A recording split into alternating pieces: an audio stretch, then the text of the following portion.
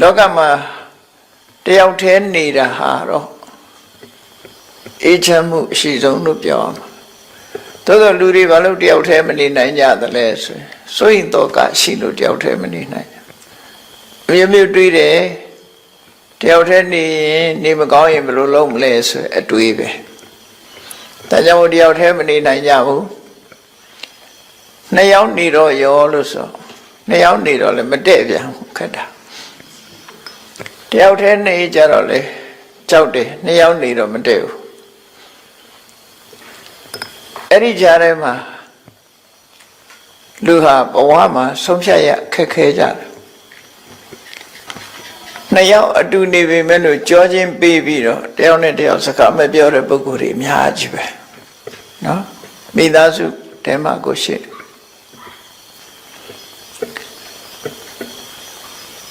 ယနေ့ချင်းဆိုင်ပြီးတော့တောင်စကားမပြောဘဲနဲ့နှစ်ယောက်အတူနေတာတွေရှိကြတယ်ဘယ်လိုအတွေးနဲ့ဘယ်လိုနေကြသလဲတော့မသိဘူးနော်တယောက်တည်းနေပြန်တော့လေမနေရဘူးမနေချင်ဘူးနေတော့နှစ်ယောက်အစမြပြေတဲ့ဘဝမှာနှစ်ယောက်နေတာကြတော့ဟိုငြိမ်းချမ်းမှုကတစ်ခါဆုံးရှုံးပြန်တယောက်တည်းဆိုတော့စကားများစရာတော့မရှိဘူးနှစ်ယောက်ဆိုရင်တစ်ခါမဟုတ်တစ်ခါစကားများကြတယ်ရှမ်းဖြစ်ကြတယ်ပေါ့နိုင်ငံခြားလူတွေလည်းဒီတိုင်းပဲမထူးပမာရီဗုဒ္ဓဘာသာတွေမှာမဟုတ်နိုင်ငံခြားလူတွေလည်းတယောက်တည်းနေခြင်းleave me alone လို့ဩတာသူတယောက်တည်းနေမဲ့ leave me alone ဆိုပြီးတော့ဩတယောက်တည်းနေပြန်တော့လေလုံးလေးဖြစ်တယ်ကြောက်ပြန်တယ်နော်လုံးလေးဖြစ်လာတော့ဘာဖြစ်တော့ဆိုဟိုတယ်လီဖုန်းဆက်ဒီတယ်လီဖုန်းဆက်ဖြစ်လာပြန်တယ်တယ်လီဖုန်းဆက်ခေါ်တော့လာတော့တဲ့လာလို့ဆိုမတဲ့ပြန်နှစ်ရက်သုံးရက်လောက်ပဲဆင်ပြေတယ်နောက်ရက်ကျဆင်ပြေလူတဘာဝကတွေးစားရအခက်ကြီးပဲအဲ့တော့လူတွေဟာတယောက်တည်းမနေဝန်းတာလဲဒီစိတ်ပဲနှစ်ယောက်မတည့်တာလဲဒီစိတ်ပဲအဲ့လိုနေထိုင်ကြတဲ့လောကကြီးမှာမြတ်စွာဘုရားလက်ထက်တုန်းကမြတ်စွာဘုရားတော့တရားထွေးနေရတဲ့အကျိုးကျေးဇူးတွေကိုဟောကြားဆုံးမထားတာရှိတယ်နှစ်ယောက်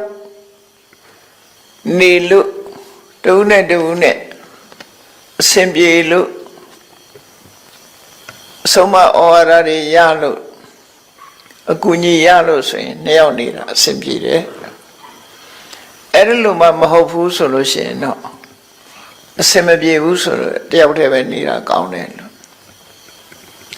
တခါတော့ကမြတ်စွာဘုရားကတယောက်တည်းနေရခြင်းရဲ့အကျိုးကျေးဇူးကိုဖော်ပြတဲ့အခါမှာရှေ့မျောကြည့်လိုက်တယောက်မှမရှိနောက်လှည့်ကြည့်တယောက်မှမရှိလမ်းမှာခရီးသွားတဲ့အခါမှာဟန်ကြလို့တဲ့ထိုင်ခြင်းတဲ့နေရာထိုင်လို့ရတယ်ထိုင်ခြင်းတဲ့နေရာလည်းထိုင်လို့ရတယ်ထိုင်ခြင်းသလိုလည်းထိုင်လို့ရတယ်ကိုမြင်မဲ့လူတယောက်မှမရှိဘူးလို့ဆိုလို့လွတ်လပ်မှုရဲ့အရာတာကိုဖော်ပြတာတယောက်တည်းနေလို့ရှိရင်ဘယ်သူနဲ့စကားများအောင်မလို့ဘယ်သူနဲ့မှမများစရာမရှိတော့ကိုတယောက်တည်းအေးချမ်းနေတယောက်တည်းနေရတဲ့အရာတာကိုမြတ်စွာဘုရားရဲ့တပည့်တွေတဲ့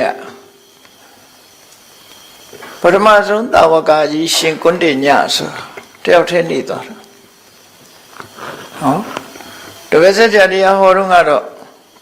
ပိဿဝဂီ၅ပါးအတူနေကြတာပေါ့နောက်ပိုင်းရောက်တဲ့အခါမှာရှင်ကွန်းတင်ညတယောက်တည်းနေတာဘယ်သူနဲ့မှမတွေ့ရတဲ့နေရာသွားနေတယ်ဘယ်သွားနေတော့ဆိုရင်ဟိမန္တတောင်ချေကတောင်တန်းထဲမှာသတ္တန္တဆိုတဲ့ရေအိုင်ကြီးရှိတယ်အဲ့ဒီသတ္တန္တရေအိုင်ကြီးနားမှာကမ္ဘာညောင်းလေးနဲ့နေတယ်တပါးတယ်